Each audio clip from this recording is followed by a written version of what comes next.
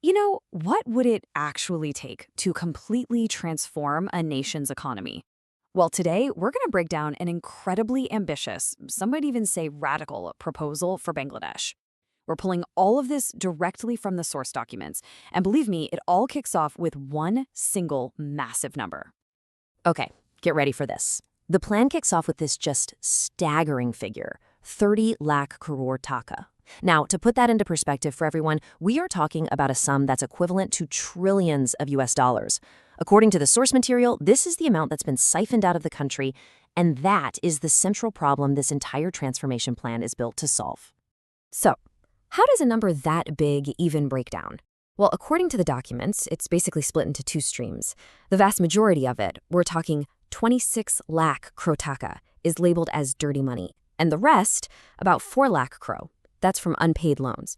So this is the massive financial hole the whole plan is designed to fix.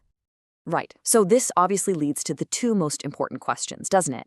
First, where in the world did all this money go? And second, what is the proposed plan to actually get it back? Let's dig into the strategy that's laid out in the source material. All right, first up, a nation's missing trillions. The proposal makes it really clear. This isn't just an economic problem. They're framing it as a genuine national crisis. So, to tackle a crisis of this magnitude, the plan basically argues that the institutions we have now, well, they just aren't enough. It calls for something completely new, a specialized entity with one single purpose. And here we have it, the absolute core of the strategy, the creation of a brand new special task force. And its one and only mission? To hunt down and bring back all of that laundered money. And this isn't just some vague idea either. The proposal gives this thing a name, a formal identity. BFIU, the Task Force for Financial Reclamation. This kind of branding, it really seems designed to signal that this is a serious, high-powered body with a very clear mandate. And the leadership structure they're proposing for this unit is, well, it's pretty unique. It would be headed by a top judge, someone from the Appellate Division. But get this, its financial intelligence compliance arm would be strengthened by a military officer. So the whole idea here is to merge judicial authority with military discipline. The goal is to both recover the funds and clamp down hard on any future financial crime. But look, recovering money that's been scattered all across the globe, that requires a really clear international strategy, right? So the plan lays out a whole playbook that leverages a bunch of established tools. And this playbook is pretty comprehensive. First, it proposes engaging with the World Bank's Stolen Asset Recovery Initiative, that's STAR. Then, cooperating with a similar task force over in Switzerland. It also suggests using specific laws like FIA, which are literally designed to freeze and return illicit assets.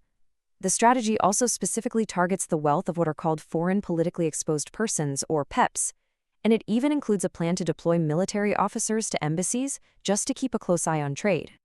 Now, to back all this international effort up, the plan calls for some equally tough measures right at home.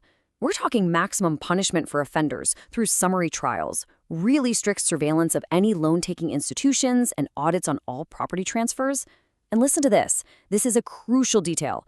The proposal demands visible progress before the next national election. That creates a very clear, very political deadline. And here's a really interesting detail. The source document also weaves in a religious dimension. It actually references verses from the Quran, specifically Surah Al-Ma'idah. Now, this passage talks about punishment for theft, but it also notes that sincere repentance before you're caught can ensure God's forgiveness. Okay, so let's say this incredibly ambitious plan actually works. What happens next? Well, the proposal makes it clear it's not just about getting the money back. It's about how those funds would be used to totally reshape the entire nation. Which brings us to the really big question, right? How exactly would you go about using 30 lakh crore taka to rebuild a country? Well, the plan has a very specific allocation in mind. As you can see, the three biggest slices of the pie, at 20% each, would go to the military, to education, and to small and medium enterprises. Then another 10% is earmarked for the agricultural sector, and the final 10% goes directly into the state treasury. Now, this quote right here, it really signals a pivot in the whole document. It frames this financial plan not as the end goal, but just as the first step in a complete reevaluation of the nation's future.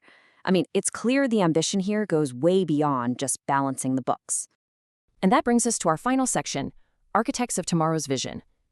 This is where we see the grand overarching vision behind the financial plan.